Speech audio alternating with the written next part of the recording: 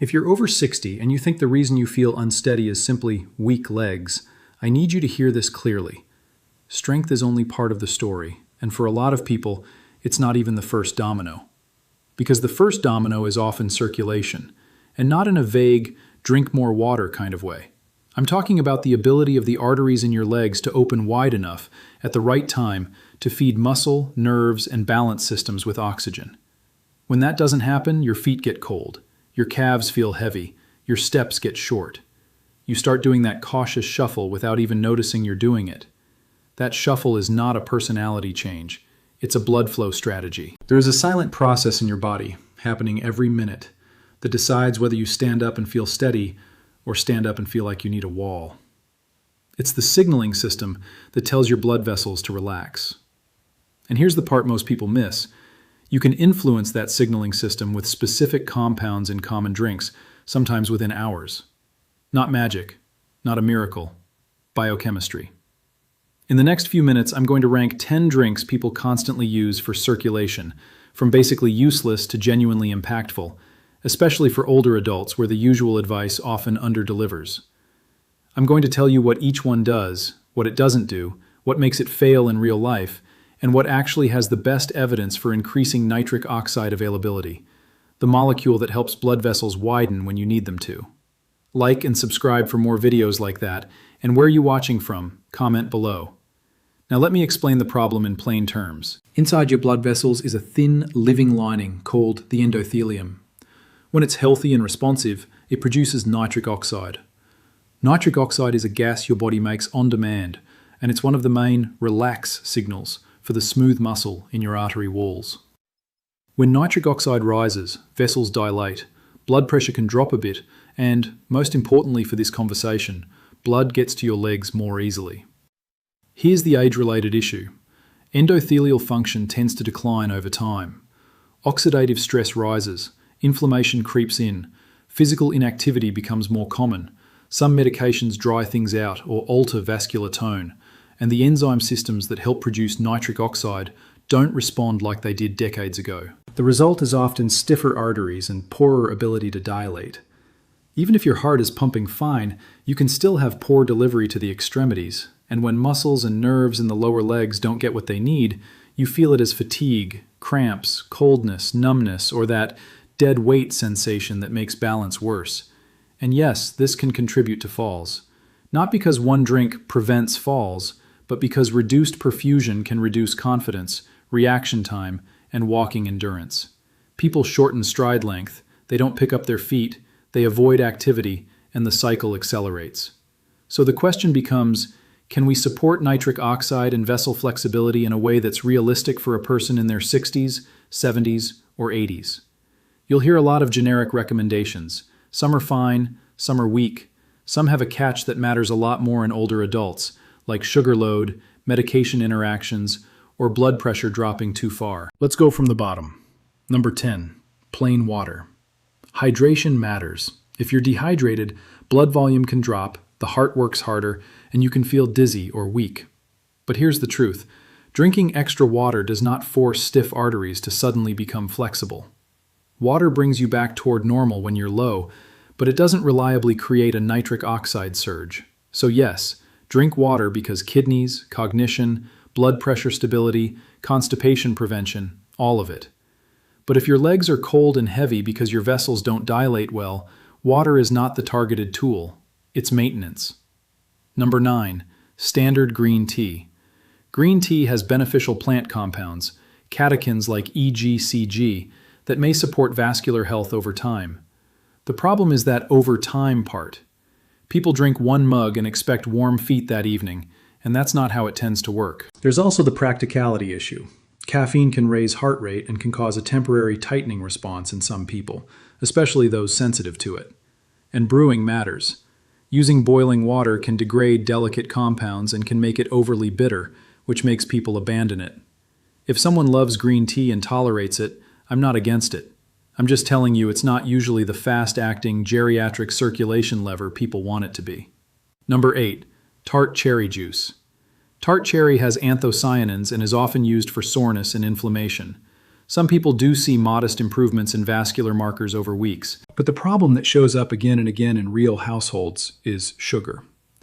Many bottles are basically a glucose delivery system with antioxidants attached, and high sugar intake does not make the endothelium happier.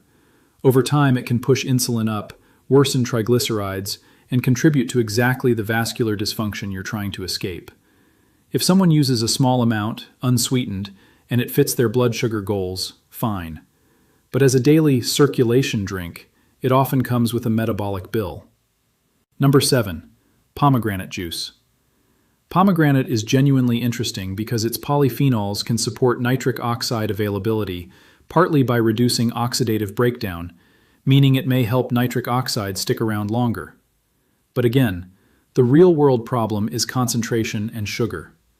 Pure versions are expensive, and many common versions are sweet enough to cause trouble for people with prediabetes or diabetes. If your A1C is borderline and you start drinking big glasses of sweet juice every day, you can end up trading one vascular problem for another. Number 6. Cocoa, real cocoa, not the dessert powder with sugar. I mean plain cocoa rich in flavanols. Cocoa flavanols can support endothelial function, and in some people there's a noticeable warmth or flow sensation after consumption. The catch is compliance. Plain cocoa is bitter, and most people turn it into candy with sugar and dairy. Sugar blunts the point, and for some people, cocoa can trigger reflux or migraines. If you can tolerate it, a small daily portion of high flavanol cocoa mixed into something unsweetened can be a legitimate support. Just don't let it become a sugar habit in disguise. Now we're moving into the drinks that more directly feed the nitric oxide system. Number 5.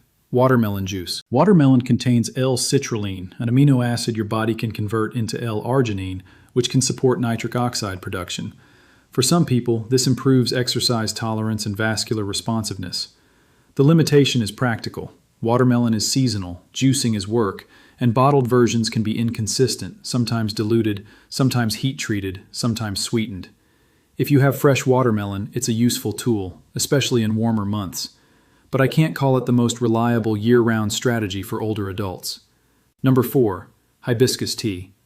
Hibiscus is one of the most underrated low-cost options for blood pressure support. It has compounds that can influence vascular tone and may act somewhat like mild ACE inhibitor-like effects in the body for some people. And that's both the benefit and the warning. If your blood pressure runs high and you're not over-medicated, hibiscus can be helpful. But if you already take blood pressure medication or you're prone to dizziness when you stand up, hibiscus can push you too far. And in older adults, too low blood pressure is not a victory if it makes you lightheaded getting out of a chair.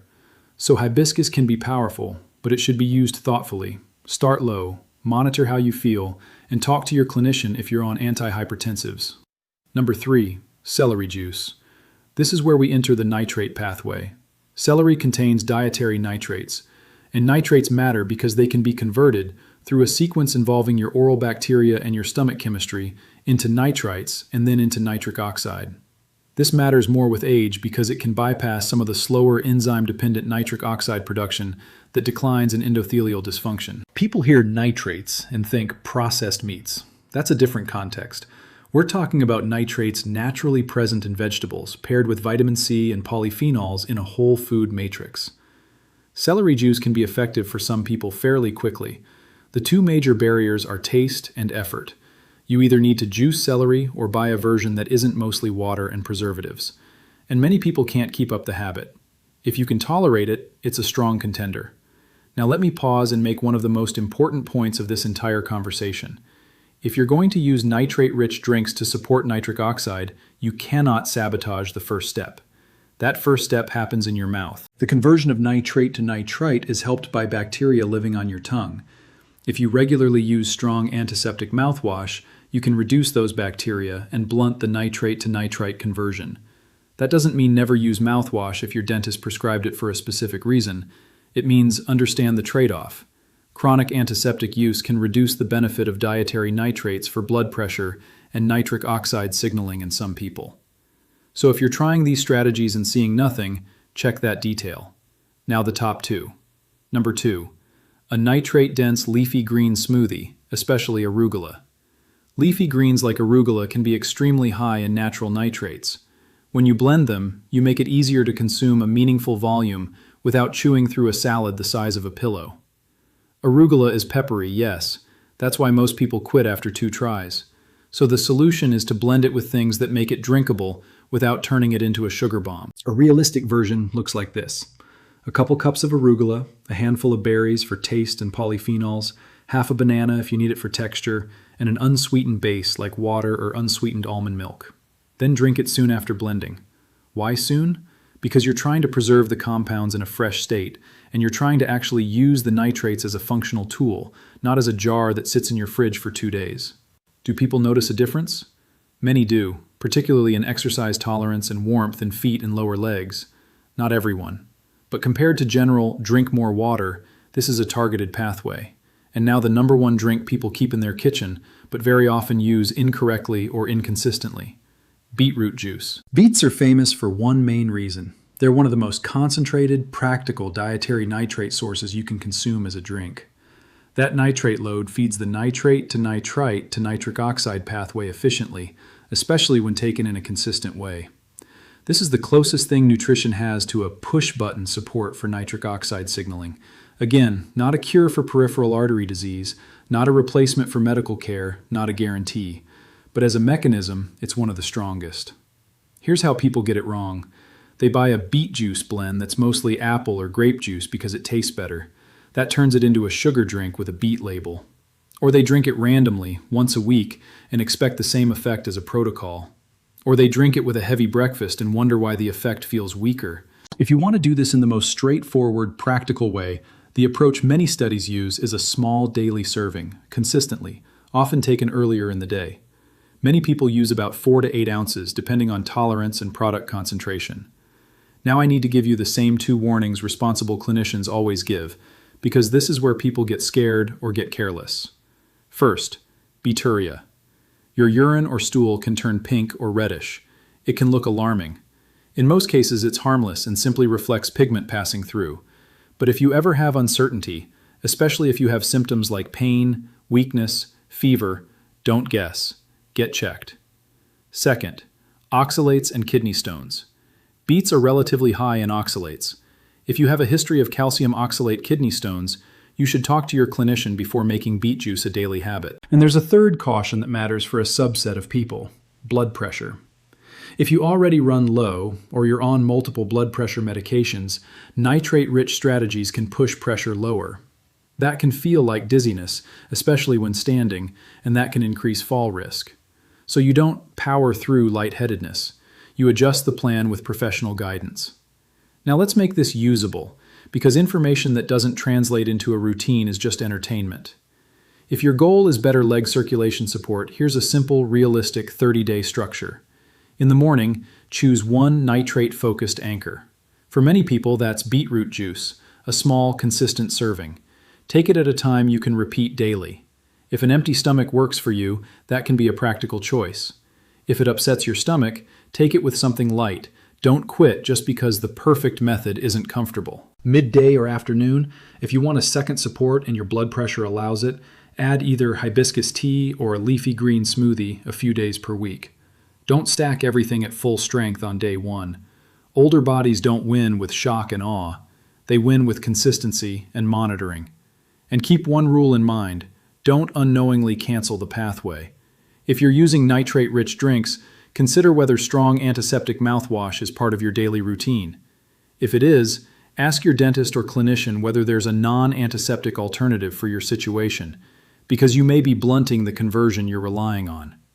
Now, I'm going to be blunt about expectations. If someone has significant peripheral artery disease, numbness, wounds that don't heal, severe pain when walking, or sudden color changes in the foot, that is not a try a juice moment. That's medical evaluation.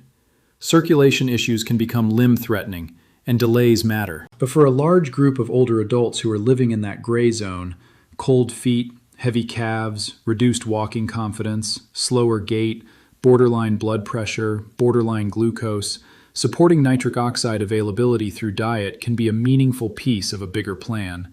And that bigger plan still includes strength, balance training, appropriate footwear, vision correction, medication review, protein intake, and addressing anemia, neuropathy, or vestibular issues when present. What I'm giving you here is one lever people ignore: vessel responsiveness. If you want to test whether this lever matters for you, do a simple experiment. For the next 30 days, commit to one consistent nitrate-focused drink routine that fits your health profile, and track 3 things: how warm your feet feel in the evening, how far you can walk before your legs feel done, how steady you feel when you stand up and take your first 10 steps. Not perfection, just trend. And if you want a visual, take a photo today of your lower legs and feet in the same lighting you'll have in 30 days. Some people notice changes in color and fullness that reflect better perfusion. If you notice swelling, worsening discoloration, or pain, that's not a win. That's a reason to check in medically. The point of all of this is independence. A fall can change a life in 1 second, and preventing falls is not only about stronger muscles, it's also about how well your legs are supplied, how quickly they respond, and whether your body is giving you confident signals or warning signals every time you move. Use the tools that actually match the biology of aging. Be consistent. Be cautious if you're on blood pressure meds or have kidney stone history, and don't confuse natural with risk-free. And if you decide to try the 30-day experiment, come back and tell me what you noticed, what changed, what didn't, and which drink you could actually stick with.